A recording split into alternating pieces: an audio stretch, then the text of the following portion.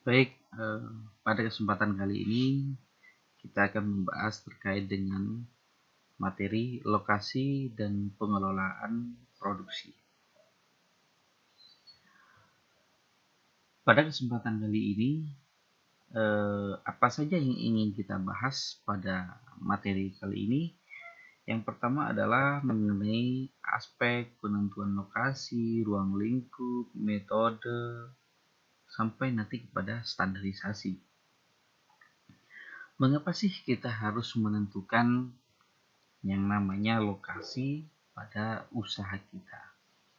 Apa perlunya? Kenapa kita harus melakukan penentuan ini? Penentuan lokasi pabrik ataupun lokasi usaha itu ditentukan oleh dua faktor. Yang pertama adalah faktor primer, terus yang kedua adalah faktor sekunder. Kita tahu bahwa faktor primer itu adalah faktor utama dan faktor sekunder itu adalah faktor pendukung. Jadi faktor utama dalam penentuan lokasi yang pertama adalah dekat dengan pasar. Jadi harus dekat dengan pasar. Tujuannya apa? Karena usaha yang ingin kita buat atau yang kita produksi harus dekat dengan konsumen. Kalau jauh dengan konsumen, maka itu akan memberikan biaya tambahan. Apa biayanya? Itu adalah biaya transportasi. Ya, makanya harus dekat dengan pasar. Ini yang pertama. Terus yang kedua, dekat dengan bahan baku. Juga tidak boleh jauh dengan bahan baku. Kita mau membangun sebuah usaha di misalnya di wilayah Pasongsongan. Sedangkan bahan bakunya ada di wilayah Turki. Ini kan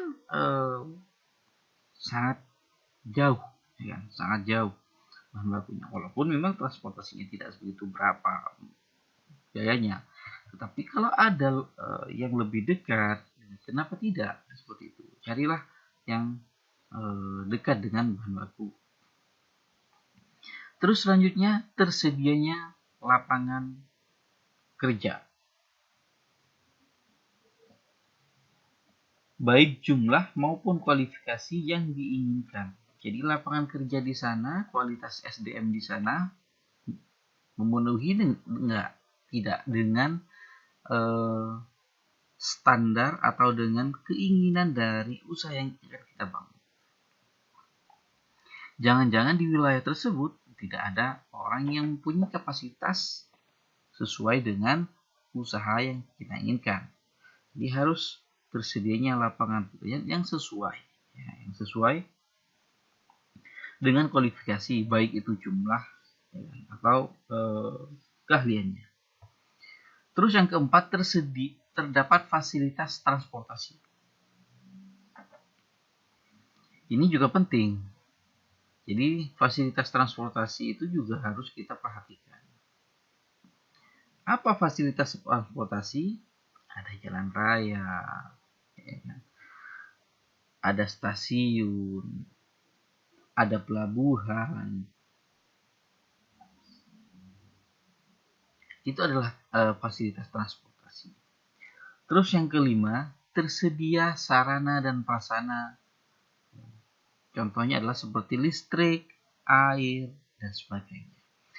Jadi, tersedianya sarana dan prasarana ini juga menunjang terkait dengan penentuan lokasi.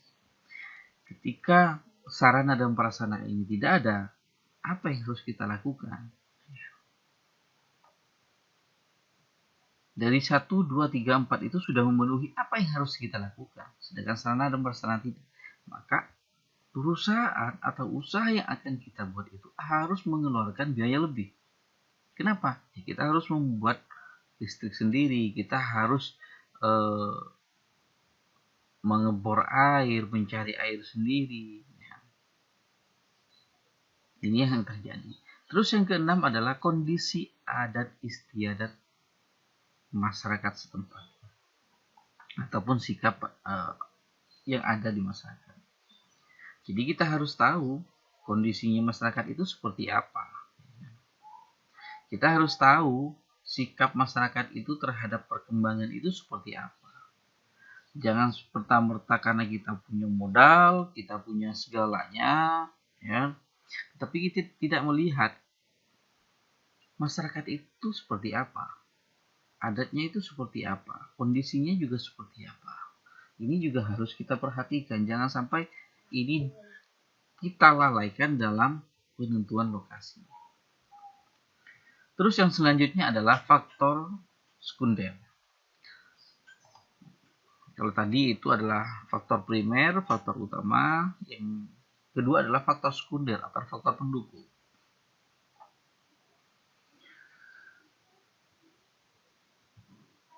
Ada 6 faktor yang menentukan lokasi dalam faktor sekunder. Yang pertama adalah biaya investasi. Biaya investasi itu termasuk pada pembelian tanah, pembangunan gedung. Contoh kecil yang terjadi adalah perusahaan rokok PT Gudang Garam. Dia melakukan investasi atau membuka perusahaan baru di Sumeneb. Kenapa nggak disatukan di Kediri? Padahal ada biaya transportasi yang sangat jauh di sana atau sangat mahal di sana. Karena biaya investasi yang ada di Sumeneb lebih murah daripada yang ada di Kabupaten Kediri atau Kota Kediri. Ini menjadi pertimbangan bahwa biaya investasi itu juga menjadi faktor pendukung dalam menentukan sebuah lokasi. Terus selanjutnya adalah proses perkembangan wilayah.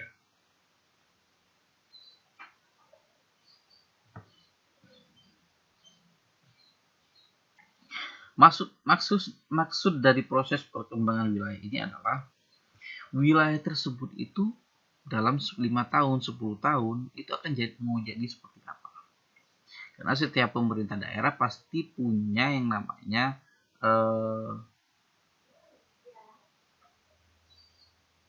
perkembangan wilayah pada suatu daerah tertentu. Maka kita harus tahu perkembangan wilayah yang akan kita jadikan lokasi itu akan seperti apa nanti. 5 tahun, 10 tahun, ataupun 20 tahun. Terus yang ketiga adalah perluasan lokasi. Perluasan lokasi ini juga kita perlu perhatikan. Karena kita tahu bahwa kita berharap pada usaha kita itu dapat terus berkembang, bahkan bisa ekspansi atau membangun usaha-usaha gedung baru. Maka kita juga perhatikan perluasan lokasi. Ketika di perluasan lokasi itu, kita perhatikan di sekeliling kita itu masih ada tanah kosong yang bisa kita gunakan atau tidak. Maka itu harus juga kita perhatikan. Terus yang keempat, terdapat fasilitas penunjang. Kalau tadi fasilitas transportasi itu perlu ada, sekarang ada fasilitas penunjang apa? Pusat perbelanjaan, perumahan. Itu juga kita harus perhatikan. Terus yang kelima adalah iklim dan tanah. Iklimnya seperti apa, tanahnya seperti apa. Terus yang keenam, pajak dan perda. Kita harus tahu ketika kita akan membangun sebuah usaha, sebuah pabrik, kita harus tahu terkait dengan pajak, masalah pajak. Terus yang kedua adalah peraturan-peraturan atau pada suatu daerah tertentu. Karena antara daerah atau salah satunya adalah Sumeneb dengan Pamekasan itu berbeda. Pamekasan dengan Sampang juga berbeda. Apalagi Bangkalan sama Sumeneb seperti itu juga akan ada perbedaan. Maka kita harus tahu peraturan-peraturan itu, perda yang ada di wilayah ketika kita ingin membuat sebuah atau membangun sebuah lokasi perusahaan. Selanjutnya itu adalah ruang lingkup operasional produksi.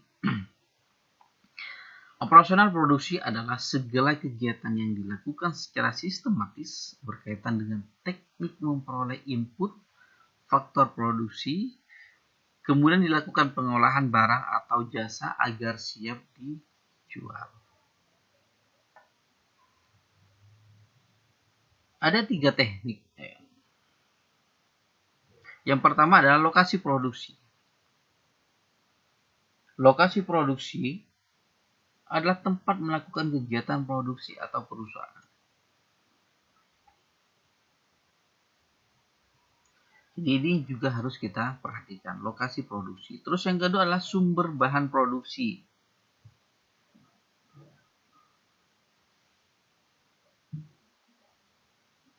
Tempat atau pihak-pihak yang menjadi sumber bahan yang akan diolah menjadi barang siap pakai atau siap jual kepada konsumen. Inilah sumber bahan produksi. Terus yang ketiga adalah teknik operasional produksi. Adalah menceritakan secara singkat keseluruhan proses produksi. Baik itu dalam skala pengolahan bahan baku, pengemasannya, atau teknologinya, itu juga. Terus selanjutnya adalah metode penilaian lokasi. Dalam metode penilaian lokasi ini ada 3 metode. Yang pertama adalah metode penilaian hasil atau value. Yang kedua adalah metode perbandingan biaya. Yang ketiga adalah metode analisis ekonomi. Dalam metode penilaian hasil value, hasil atau value, nilai tambah ya, nilai. Yang perlu kita perhatikan adalah bahwa faktor-faktornya adalah pasar, ada pengangkutan, ada bahan baku, ada tenaga kerja, ada listrik, dan iklim. Dari 6 faktor ini, maka kemudian kita tentukan berapa nilai dari masing-masing faktor. Kita juga akan harus menentukan, ini kan penentuan lokasi, metode penilaian lokasi atau penentuan lokasi. Dari 6 faktor itu, maka kita akan menentukan penilaiannya. Ada lokasi A, B, dan C. Pasar, berapa nilainya? Dari lokasi A, B, C, dan seterusnya. Kemudian kita jumlah total. Maka kita akan tahu lokasi mana yang mempunyai nilai tertinggi. Dan itu adalah lokasi yang harus kita pilih. Karena sudah kita menentukan 6 faktor tadi. Ada pasar, ada pengangkutan bahan baku, tenaga kerja, listrik, dan iklim. Terus selanjutnya adalah metode perbandingan biaya. Juga kita harus tahu dari A, B, dan C itu kita juga harus bandingkan. Apa saja yang harus dibandingkan? Ada biaya bahan baku. Bahan bakunya itu kita bandingkan biayanya. Terus yang kedua adalah ada listrik. Ada biaya operasional, ada tenaga kerja, ada perbaikan, itulah. Terus biaya lain-lain. Ada biaya administrasi, asuransi, pajak, bunga, biaya transportasi, itu juga kita perhatikan. Kita bandingkan antara lokasi A, B, dan C. Mana yang lebih kecil. Maka itu yang harus kita pilih. Terus selanjutnya adalah metode analisis ekonomi. Dalam metode analisis ekonomi ini ada beberapa hal yang harus kita perhatikan karena ini berkaitan dengan masalah lokasi, masalah dana. Apa saja? Ada biaya sewa, biaya tenaga kerja, biaya bahan baku, biaya pengangkutan, perumahan, sikap masyarakat, semuanya kita sudah menjadi satu kesatu. Mana yang lebih baik? Mana yang lebih baik, hasilnya seperti apa, maka itu yang harus kita pilih dari lokasi A, B, dan C. Kemudian kita masuk pada tata letak. Apa sih tata letak? Tata letak atau layout adalah suatu proses dalam penentuan bentuk dan penempatan fasilitas yang dapat menentukan efisiensi produksi atau operasi.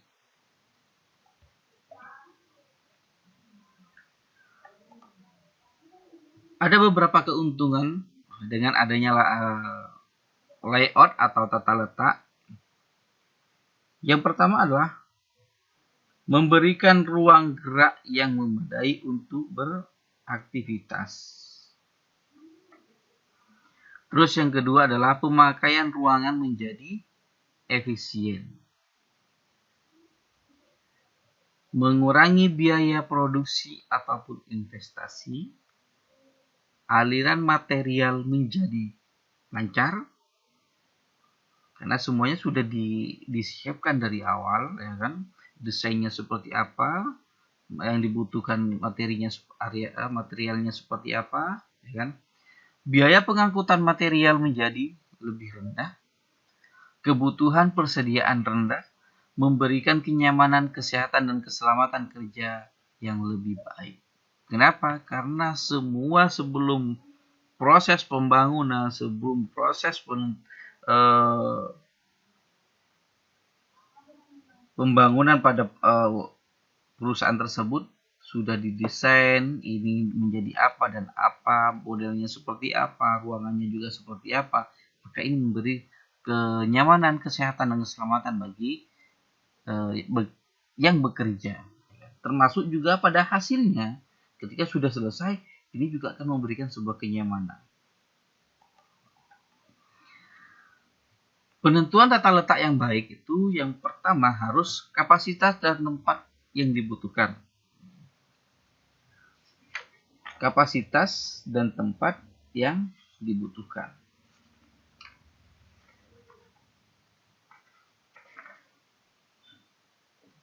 Maksudnya adalah dengan mengetahui tentang pekerja, mesin, dan peralatan yang dibutuhkan, kita dapat menentukan tata letak dan penyediaan tempat atau ruangan untuk komponen tersebut. Jadi kapasitasnya untuk berapa, siapa saja yang membutuhkan.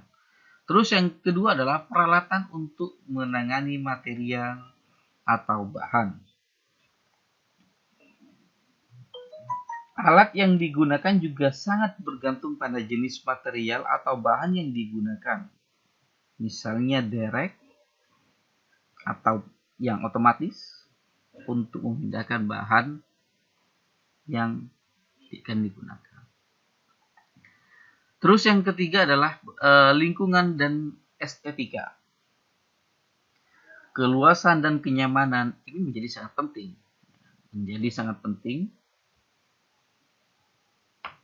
Menjadi sangat penting dalam kita melakukan kegiatan atau bekerja. Yang ada jendelanya itu seperti apa, view-nya kemana, pintunya itu ngadep kemana, ada sirkulasi udaranya atau tidak, ini juga harus kita perhatikan. Yang keempat, arus informasi. Pertimbangan tentang cara terbaik untuk memindahkan informasi atau melakukan komunikasi yang dibuat. Terus yang kelima adalah biaya perpindahan. Karena dalam sebuah pabrik atau perusahaan, biaya perpindahan itu terkadang menjadi membengkak karena kebutuhan perpindahan bahan baku, perpindahan hasil produksi dan sebagainya. Maka harus dengan adanya penentuan tata letak atau layout, perpindahan itu lebih mudah. Selanjutnya adalah sifat dan proses produksi. Ada 4 sifat dan proses produksi. Yang pertama adalah ekstraktif. Maksudnya adalah produksi jenis ini mengambil suatu dari alam untuk kemudian diubah. Kemudian dilempar hasilnya ke pasar, mengekstraksi. Yang kedua adalah analitis atau produksi yang menggunakan jenis bahan mentah untuk produksi 2 atau lebih barang. Terus yang ketiga adalah sintetis. Adalah produksi ini menggunakan beberapa bahan untuk memproduksi satu macam barang.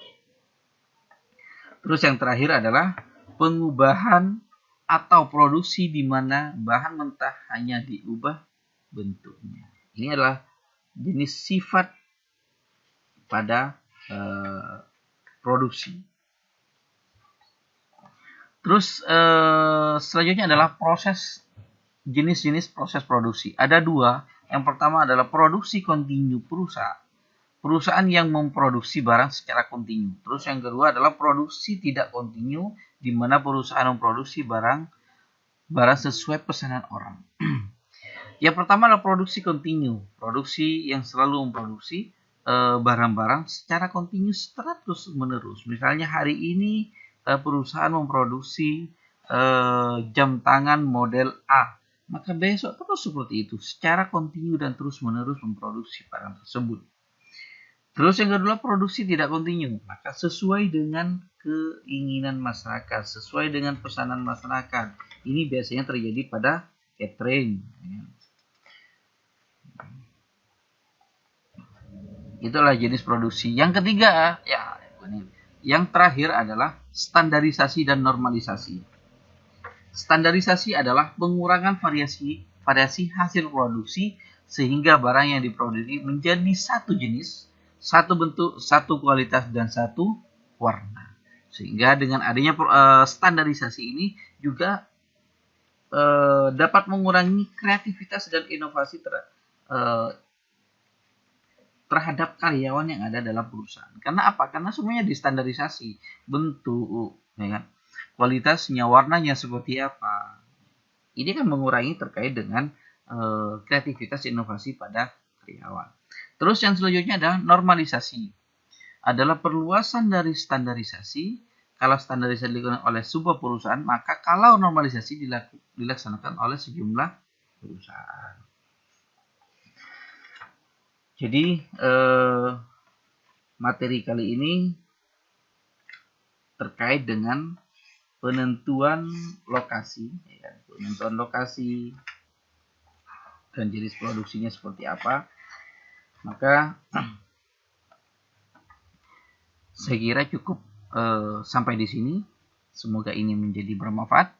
Terima kasih. Assalamualaikum warahmatullahi wabarakatuh.